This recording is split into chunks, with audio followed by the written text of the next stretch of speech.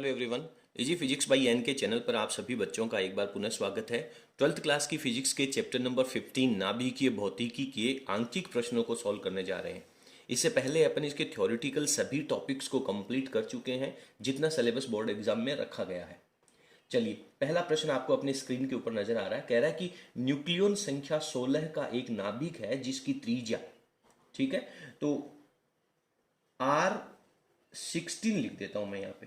16 का मतलब न्यूक्लियन संख्या दे रखी है और इसकी जो वैल्यू दे रखी है वो आपको 3 इंटू 10 की पावर -15 मीटर दे रखी है, ठीक है। और न्यूक्लियंस की जो संख्या होती है जिसे अपन द्रव्यमान संख्या कहते हैं, तो A के बराबर लिख देता हूं मैं यहाँ पे 16। अब आगे संख्या सवाल कह रहा है कि उस नाभिक जिसके न्यूक्लियनों की संख्या यानी A' की जो संख्या है वो अगर 128 कर दी जाए तो उसकी त्रिज्या कितनी हो जाएगी। तो इसकी त्रिज्या को मैं R' कह देता हूं। मेरे को R' की वैल्यू फाइंड आउट करनी है, ठीक है। आप लोग जानते हैं, एक रिलेशन जानते हैं, किसी भी नाभिक की जो त्रिज्या होती है उसका फॉर्मूला R बराबर R0 और द्रव्यमान संख्या की घात 1/3। सिंपल है, ठीक है। और यदि यहां पे मैं दूसरी इक्वेशन कह देता हूं कि R' कांस्टेंट वैल्यू तो सेम रहनी है, R0 और A के साथ में लग जाएगा A' की पावर 1/3। तो आपको R की वैल्यू दे रखी है, A की A' की वैल्यू दे रखी है, R' अपने को कैलकुलेट करना है। This is equation number first and this is equation number second. क्या करना चाहिए, R0 आपको दे नहीं रखा है और ना ही आपको याद है, तो बेटा डायरेक्ट कर लो ना। समीकरण नंबर 2 में 1 का भाग लगा दो। समीकरण 2 में 1 का समीकरण 1 का भाग लगाने पर डिवाइड कर दो इसे। क्या होगा बेटा, जब आप इसे डिवाइड करेंगे तो यहां पे आ जाएगा आपके पास R' अपॉन में हो गया R, दोनों तरफ से R0 तो कैंसिल आउट हो गया। तो R' की वैल्यू में क्या रहेगा, ये हो जाएगा A' और ये हो जाएगा A, दोनों की कंबाइंड में पावर 1/3 लिख देता हूं मैं, ठीक है। और ये R है वो दूसरी तरफ जाएगा तो मल्टीप्लाई में हो जाएगा। देन सिंपल R', ये R दूसरी तरफ मल्टीप्लाई में जाएगा ना, तो R की वैल्यू को मैं पहले लिख लेता हूं 3 इंटू 10 की पावर -15 और उसके बाद में ऊपर लिख लेता हूं मैं 128 और नीचे लिख लेता हूं मैं 16। कितना हो जाएगा बताएं, देखें कितनी बार भाग जाएगा इसका। 8 बार भाग जाएगा। 128 में 16 का 8 बार भाग जाएगा और 8 को मैं 3 से मल्टीप्लाई कर दूंगा तो कितना हो जाएगा। 8 को अपन 3 से मल्टीप्लाई कर देंगे तो कितनी वैल्यू हो जाएगी, 24 की वैल्यू हो जाएगी। लेकिन उससे पहले यहाँ पे पावर 1/3 भी तो है, ये कौन सॉल्व करेगा। तो सर ये हो जाएगा 3 इंटू 10 की पावर -5 और 8 की पावर 1/3। 8 की पावर 1/3 का मतलब तो उसका घनमूल 2 होता है, तो 2 से मल्टीप्लाई करना है। ये गलती नहीं करनी है अपने को, जो पावर 1/3 है उसको भी सॉल्व करना। तो 3 दूनी 6 और 10 की पावर माइनस कितनी है, 5 है कि 15, 15 दे रखी है। 10 की पावर -15 दे रखी है, तो 10 की पावर -15 मीटर इसका रेडियस हो जाएगा। बहुत इजी क्वेश्चन है। मैं आपको बता दूं कि बोर्ड परीक्षा में यदि इस चैप्टर में से कोई न्यूमेरिकल आता है तो वो बहुत आसान होने वाला है। चलिए फटाफट स्क्रीन को पॉज करके और सवाल को लिख लीजिए। उम्मीद करता हूं कि आपको ये प्रश्न समझ में आया होगा। अगले प्रश्न पे चलते हैं। प्रश्न संख्या 2 आपसे कह रहा है 26Fe56 यानी परमाणु क्रमांक 26, प्रोटॉनों की संख्या 26 और न्यूट्रॉनों की संख्या तो अपन 56 में से 26 घटाएंगे तो 30 हो जाएगी। Fe का कोई नाभिक है, उसकी बंधन ऊर्जा अपने को निकालनी है। तो मैं यहाँ पे सबसे पहले कह देता हूँ नंबर ऑफ प्रोटॉन लिख लेता हूँ मैं 26। उसके बाद में नंबर ऑफ न्यूट्रॉन, तो नंबर ऑफ न्यूट्रॉन कैसे निकालते हो बेटा, आप A-Z से निकालते हो ना। तो A-Z से निकालोगे तो 56 में से 26 निकालोगे तो 30 रह जाएगा, ठीक है ना।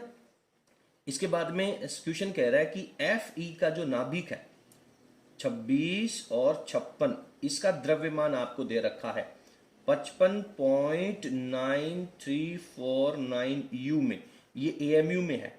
उसके बाद में मास ऑफ न्यूट्रॉन तुम्हें दे रखा है 1.00867 U और मास ऑफ प्रोटॉन तुम्हें दे रखा है 1.00783 यूनिट, ठीक है।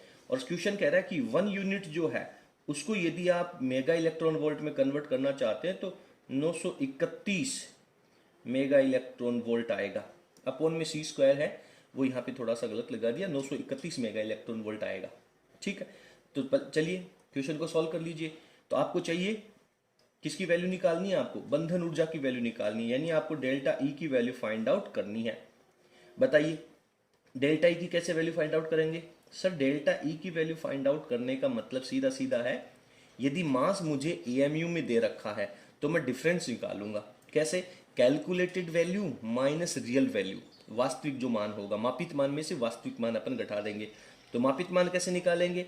सर नंबर ऑफ जो प्रोटॉन है उसको मैं मास ऑफ प्रोटॉन से मल्टीप्लाई करूंगा, प्लस नंबर ऑफ न्यूट्रॉन जो हैं उनको मास ऑफ न्यूट्रॉन से मल्टीप्लाई करूंगा। तो ये तो नाभिक का द्रव्यमान जो होना चाहिए, और उसमें से आप 26 Fe 56 का द्रव्यमान घटा देंगे, और जो वैल्यू बचेगी उसको सर 931 से मल्टीप्लाई कर देंगे। ये डेल्टा एम की वैल्यू आ गई और 931 से मल्टीप्लाई कर देंगे। ठीक है ना? तो नंबर ऑफ न्यूट्रॉन्स कितने हैं? नंबर ऑफ न्यूट्रॉन्स तो है सर, प्रोटॉन की बात पहले कर रहे हैं ना, तो प्रोटॉन 26, मास ऑफ प्रोटॉन है 1.00783 plus number of neutrons 30 into mass of neutrons 1.00867 minus में फेरिस जो लोहा दे रखा है उसके नाभिक का द्रव्यमान 55.9349 ब्रैकेट लगा करके, और इन सबको 931 से मल्टीप्लाई कर देंगे अपन। नहीं है समझ में? तो यहां से जब आप इस ब्रैकेट को सोल्व करेंगे, अब आप एक बार वीडियो की स्क्रीन को पॉज कर लें और पूरे जो डेफिनेशन, पूरा जो पार्ट है उसको सोल्व कर लें। तो मैंने जब इसको सोल्व किया तो मेरे पास ये जो ब्रैकेट की वैल्यू आई, इसकी वैल्यू आ गई मेरे पास 0.52879, और इंटू में लगा दूंगा मैं 931। यहाँ पे आप आगे मात्रक जरूर लगा देना, ये सब मेगा इलेक्ट्रॉन वोल्ट में रहेगा। ठीक है, ये मेगा इलेक्ट्रॉन वोल्ट के अंदर वैल्यू आ जाएगी। तो इसको अपन ने सोल्व कर लिया। तो इसको जब आप सोल्व करो, इसको डायरेक्ट जब आप सोल्व करोगे तो 931 को जब आप इससे मल्टीप्लाई करोगे तो ये 0.5 है, लगभग आधा रह जाएगा, यानी 400 वैल्यू आ जाएगी 92.29, और ये मेगा इलेक्ट्रॉन वोल्ट आ जाएगी। ठीक है ना? तो इस तरीके से आपको ये जो पार्ट है, ये जो क्वेश्चन है, इसको सॉल्व करना होगा। उम्मीद करता हूं कि ये प्रश्न आपको समझ में आ गया होगा। फटाफट स्क्रीन को पॉज करके और क्वेश्चन का सॉल्यूशन लिख लें। इसके बाद में आपका जो प्रश्न संख्या 3 है, उसके बाद में प्रश्न संख्या 4 है, ये इस वर्ष सिलेबस में से हटा दिए गए हैं। ठीक है बेटा, आगे चलते हैं। प्रश्न संख्या 5 जो है उसका सॉल्यूशन अभी पांचवा प्रश्न आपको अपनी स्क्रीन पे नजर आ रहा है। सवाल कह रहा है कि एक यूरेनियम 235 का नाभिक है, वो जब विखंडित होगा तो 200 मेगा इलेक्ट्रॉन वोल्ट की एनर्जी रिलीज करेगा। 200 मेगा इलेक्ट्रॉन वोल्ट, एक नाभिक का जब विखंडन होगा तो 200 मेगा इलेक्ट्रॉन वोल्ट की एनर्जी रिलीज करेगा। फिर कह रहा है कि यूरेनियम 235 को ईंधन के रूप में काम में ले रहे हैं एक परमाणु भट्टी में, एक नाभिकीय भट्टी के अंदर, और नाभिकीय भट्टी के अंदर जो टोटल एनर्जी है वो 1000 किलोवाट का पावर दे रखा है यहाँ पे, 1000 किलोवाट का पावर मतलब क्या होता है बेटा? एनर्जी पर टाइम, जूल पर सेकेंड ही तो होता है। अरे वाट क्या होता है, शक्ति क्या होती है, कार्य करने की दर, ऊर्जा बटा समय तो होता है। तो आप इसको 1000 किलो वाट कह दें या फिर 1000 किलो जूल पर सेकेंड भी कह सकते हैं। ठीक है, आगे सवाल कह रहा है कि इसमें यानी उस नाभिकीय भट्टी में प्रति सेकंड, एक सेकंड में विखंडित हो रहे नाभिकों की संख्या निकालनी है। एक सेकंड में कितने नाभिकों का विखंडन हो रहा है? तो सबसे पहले मुझे यहाँ पे लिखना चाहिए कि प्रति सेकंड जो एनर्जी रिलीज हो रही है वो कितनी है। प्रति सेकंड ऊर्जा उत्पादन कितना हो रहा है? प्रति सेकंड ऊर्जा का कितना उत्पादन हो रहा है? 1000 किलो वाट। ये तो शक्ति है, तो इसको पावर में, ऊर्जा में बदलो। ऊर्जा में बदलेंगे तो सर 10 की पावर 3 तो ये हो गया, किलो हटाएंगे तो 10 की पावर 6 हो जाएगा, और यहाँ पे अपन जूल पर सेकंड लिख देंगे। इतनी ऊर्जा है वो एक सेकंड में निकल रही है। ठीक है, एक यूरेनियम के प्रति नाभिक विखंडन ऊर्जा, एक नाभिक का जब विखंडन होगा तो कितनी ऊर्जा मिलेगी? प्रति नाभिक विखंडन की ऊर्जा, ये ऊर्जा है बेटा 200 मेगा इलेक्ट्रॉन वोल्ट। तो एक काम करो, 200 के बाद में सबसे पहले तो मेगा को हटाओ, तो सर 10 की पावर 6 लग गया।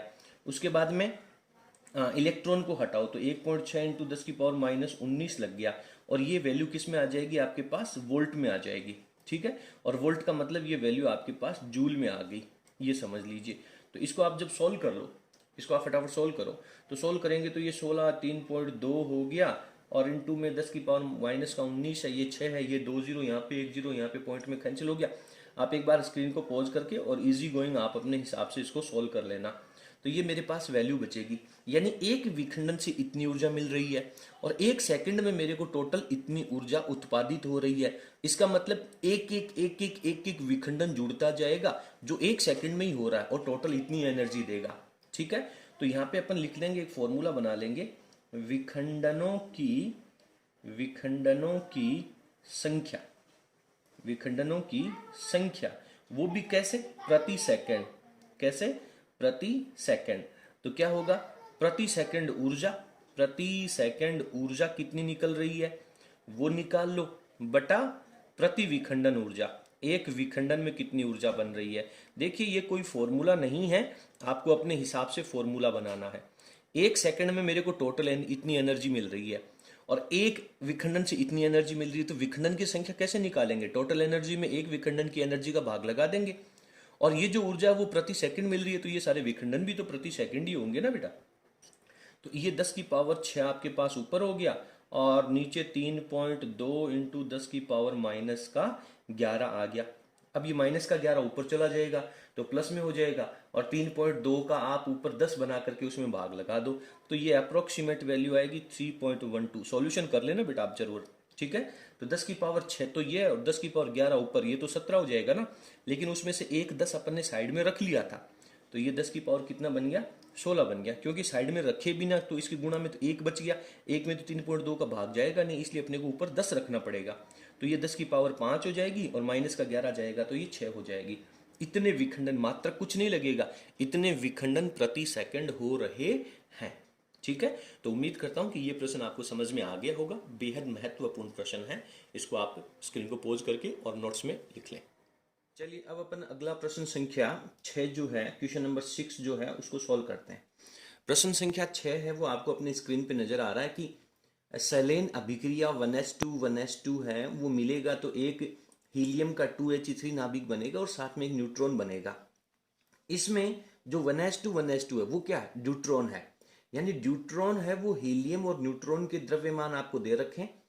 अब इस सेलेन अभिक्रिया में आपको कुछ एनर्जी रिलीज हो रही है, मान लीजिए वो एनर्जी कितनी है उसको अपन क्यू कह देंगे, तो अपने पास इसका इक्वेशन क्या बन जाएगा सर, 1h2 प्लस 1h2, इसका रिएक्शन बनेगा, क्या बनेगा, 2He3 प्लस 0 न्यूट्रॉन 1, और प्लस इसमें कुछ एनर्जी रिलीज हो रही है जिसे अपन कह देंगे Q।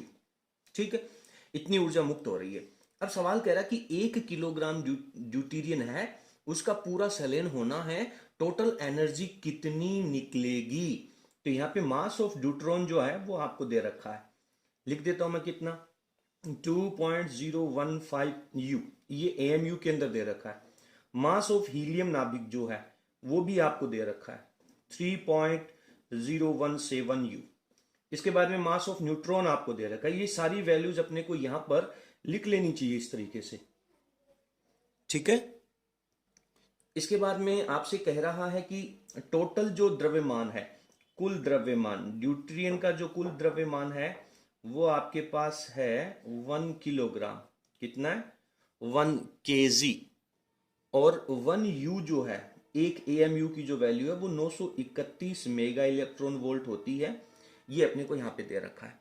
तो इसमें मुक्त होने वाली ऊर्जा जब अपन निकालेंगे तो इसके लिए बेटा अपन क्या करें सर, द्रव्यमान क्षति निकाल लें। तो यहाँ पे ड्यूटीरियन के 2 नाभिक जो हैं वो संलीनित हो रहे हैं, मिल रहे हैं।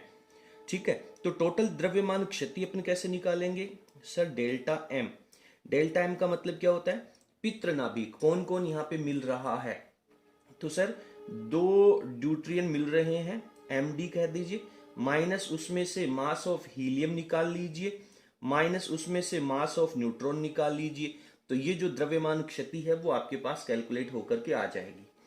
तो इनकी सब की एक बार मैं आप वीडियो की स्क्रीन को पॉज कर लेना, और ये जो तीनों वैल्यूज दे रखी है, मैंने दोनों में माइनस क्यों लगाया, क्योंकि दोनों की उत्पाद नाभिक है, ये पुत्री नाभिक है, तो दोनों का द्रव्यमान है वो पितृ नाभिक में से माइनस होना है। ठीक है, ये तो सिंपल सी कहानी अपन बहुत अच्छे से पढ़ के आए। तो वीडियो की स्क्रीन को पॉज करके आप रफ में इनकी वैल्यूज रख लेना, और मैं यहाँ पे डायरेक्ट इनका आंसर जो है वो यहाँ पे लिख देता हूँ।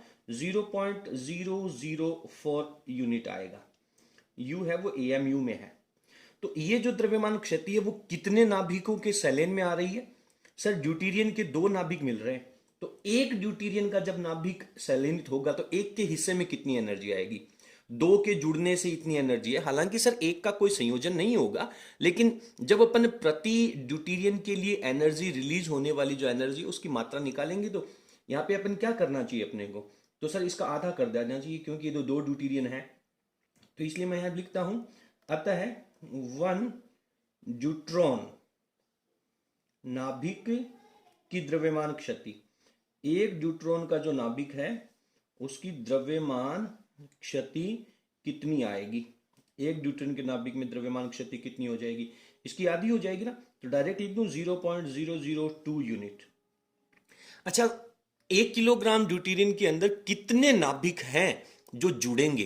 भाई एक के हिस्से में द्रव्यमान क्षति आ गई तो कितने नाभिक जुड़ेंगे वो अपने को कैलकुलेट करना है। तो अपने को 1 किलोग्राम ड्यूटेरियम जो है उसके अंदर नाभिकों की संख्या निकालनी है। तो कुल ड्यूट्रॉन नाभिक, कुल ड्यूट्रॉन के नाभिक कितने होंगे? कैसे कैलकुलेट करेंगे? आप जानते हैं टोटल द्रव्यमान आपको 1 किलो दे रखा है, तो इसको 1000 ग्राम कह देता हूं। और ड्यूटेरियम का जो अणुभार है वो आपको कितना दे रखा है? 2 दे रखा है, क्योंकि इसकी द्रव्यमान संख्या है वो 2 है। और इनटू में आप इसको अवोगाद्रो संख्या से मल्टीप्लाई कर दो, क्योंकि ये आपके पास मोलों की संख्या आ गई है। तो 6.023 इंटू 10 की पावर 23। तो टोटल आपके पास यहाँ पे वैल्यू आ जाएगी कितनी हो जाएगी? ये इसमें भाग जाएगा तो कितनी बार? 3 बार जाएगा, तो 3.0125 और 10 की पावर आपके पास आ जाएगा 26। इतने नाभिक जुड़ने वाले हैं, और एक नाभिक के हिस्से में द्रव्यमान क्षति कितनी आई वो अपन कैलकुलेट कर चुके हैं। तो इतने नाभिकों में कुल द्रव्यमान क्षति कितनी आएगी? बहुत सिंपल सा है। तो कुल द्रव्यमान क्षति कैसे निकालोगे बेटा? सर इसमें टोटल द्रव्यमान एक के हिस्से में जो द्रव्यमान क्षति आ रही है उसको इस संख्या से मल्टीप्लाई कर देंगे, सिंपल है। तो आप एक बार इसकी वैल्यू को रख जरूर लेना, 0125 इंटू 10 की पावर 26 मल्टीप्लाइड बाई 0.002। और यहाँ पे आपके पास जो रिजल्ट आएगा, मैं थोड़ी सी स्क्रीन को ऊपर स्किप कर लेता हूँ और यहाँ पे अपन इसका जो रिजल्ट है वो लिख लेते हैं। तो डबल हो जाएगा ना ये 0.00, और इसके जो पॉइंट्स हैं वो 3 संख्या है वो यहाँ से अपन कम कर देंगे, तो 6.02 और 5 हो जाएगा क्या? कितना हो जाएगा? 3 हो जाएगा क्या? चलो इतनी वैल्यू रख लो या और आगे तक करके ले जाओ। 4 हो जाएगा शायद, ये 2 से गुणा करेंगे 5 दूनी 10, 2 दूनी 4 और 1 5 हो जाएगा, ये वैल्यू आ जाएगी।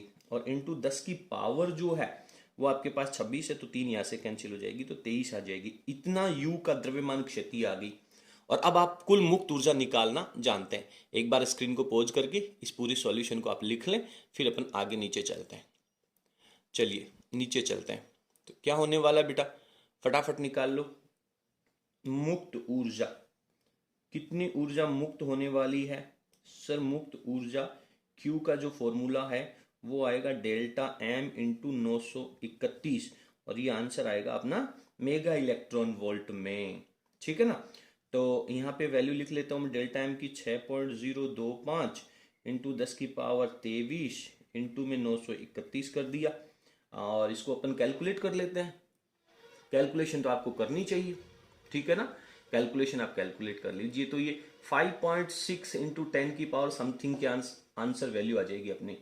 कितनी वैल्यू आ जाएगी? 26 लिख देते हैं, तो 5.6 इंटू 10 की पावर 26, ये मेगा इलेक्ट्रॉन वोल्ट की एनर्जी आ जाएगी। तो अपने को इतनी एनर्जी है वो लिख लेनी चाहिए, ठीक है? क्योंकि आपको नहीं दे रखा है कि इसकी एनर्जी, इसका जो रिजल्ट है वो जूल में निकालना है या इलेक्ट्रॉन वोल्ट में, तो मेगा इलेक्ट्रॉन वोल्ट में ही अपन इसको छोड़ देते हैं। बहुत अच्छा प्रश्न है। बेसिकली इस प्रश्न का जो की पॉइंट है वो ये है कि 1 किलोग्राम में कितने ड्यूटेरियम नाभिक होंगे ये आपको पता होना चाहिए। 2 ड्यूटेरियम के नाभिक मिलकर के इतनी एनर्जी रिलीज कर रहे हैं, तो 1 ड्यूटेरियम के नाभिक में कितनी हिस्से में कितनी आएगी, और टोटल ड्यूटेरियम के नाभिकों की संख्या से उससे अपन मल्टीप्लाई कर देंगे। तो इसके लिए आप जानते हैं कि कुल द्रव्यमान बटा अणुभार इंटू आपका, केमिस्ट्री में आपने बहुत अच्छे से पढ़ा होगा, मेरे को इतना ज़्यादा केमिस्ट्री का पता नहीं है, फिर भी आपको ये आना चाहिए। ठीक है, तो उम्मीद करता हूँ कि ये प्रश्न आप लोगों को बहुत अच्छे से समझ में आ गया होगा। चलिए अगले प्रश्न पे चलते हैं। इसके बाद में अगला प्रश्न संख्या 8 जो है वो कह रहा है कि बाण में यूरेनियम 235 है, वो एक न्यूट्रॉन्स के साथ जब जुड़ेगा या न्यूट्रॉन का अटैक जब इसके अंदर होने वाला है तो आपके पास एक जीनोन बनेगा, एक स्ट्रोंशियम बनेगा, दो न्यूट्रॉन बनेंगे और कुछ ऊर्जा है वो मुक्त हो जाएगी। तो मुक्त होने वाली जो ऊर्जा है वो आपको कैलकुलेट करनी है। ठीक है, और इसमें सभी के नाभिकों का द्रव्यमान है वो आप लोगों को दे रखा है। तो आप आपको सॉल्व जब बोर्ड एग्जाम में करेंगे दैट टाइम आप इनको बहुत अच्छे तरीके से इसको सॉल्व करेंगे। सबसे पहले आप लोगों को इन सभी के द्रव्यमान लिख लेना है।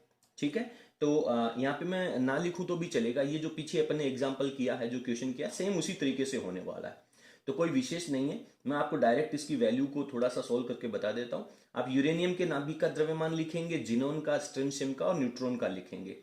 तो डायरेक्ट मैं यहाँ पे द्रव्यमान क्षति डेल्टा एम की वैल्यू निकालना चाहता हूँ। तो डेल्टा एम में क्या हो जाएगा, mass of uranium plus mass of neutron minus mass of xenon minus mass of strontium minus mass of neutron, और वो भी डबल टाइम, दो बार, क्योंकि दो न्यूट्रॉन उत्पादित हो रहे हैं। इन सब की जब आप वैल्यूज रख लेना, मैं आपको सोल्व करके बता देता हूँ, आप इनको बहुत अच्छे तरीके से बिल्कुल एडजस्ट करके और ढंग से लिखेंगे। तो यहाँ पे मेरे पास जो डेल्टा एम की वैल्यू आएगी वो 0.22313 यू आ जाएगी। ठीक है, तो मुक्त होने वाली ऊर्जा, इसलिए क्यू का मान जब आप निकालेंगे तो ये डेल्टा एम इंटू 931 हो जाएगा। ठीक है, तो इसको 931 से आप सोल्व मल्टीप्लाई कर लें, सिंपल है ना। तो डेल्टा एम की वैल्यू है वो 0.22313 और इंटू में 931। तो जब आप इसे सॉल्व करेंगे तो ये 207.73 की अप्रोक्सीमेट एनर्जी आ जाएगी। तो ये मेगा इलेक्ट्रॉन वोल्ट के अंदर इसका आंसर आ जाएगा। बहुत सिंपल सा क्वेश्चन है, वही फॉर्मेट है। टोटल अभिक्रिया में भाग लेने वाले नाभिकों का द्रव्यमान माइनस उत्पादित होने वाले द्रव्यमों का नाभिकों का द्रव्यमान, और उसकी डेल्टा एम आ जाएगी, उसको 931 से मल्टीप्लाई कर दीजिए। सिंपल कैलकुलेशन है, कुछ भी नहीं है।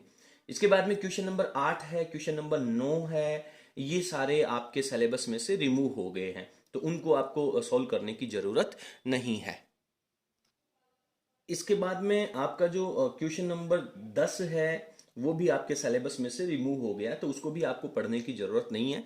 केवल जो क्वेश्चन नंबर 11 दे रखा है वो आप लोगों को पढ़ लेना चाहिए। तो चलिए फटाफट आप पहले वीडियो की स्क्रीन को पॉज करके इसका सॉल्यूशन लिख लें और अपन अगले प्रश्न पे चलते हैं, और जो कि इस चैप्टर का अंतिम प्रश्न होगा। और इस क्वेश्चन के सॉल्यूशन के साथ ही अपना ये चैप्टर है वो क्वेश्चन नंबर 11 है, वो ये कह रहा है कि एक कोई तत्व दे रखा है एक्स जिसकी द्रव्यमान संख्या 176 है, और ये y के रूप में उत्सर्जित हो रहा है जिसकी द्रव्यमान संख्या भी 176 है, और साथ में एक बीटा पार्टिकल रिलीज हो रहा है और प्लस कुछ मात्रा में एनर्जी रिलीज हो रही है।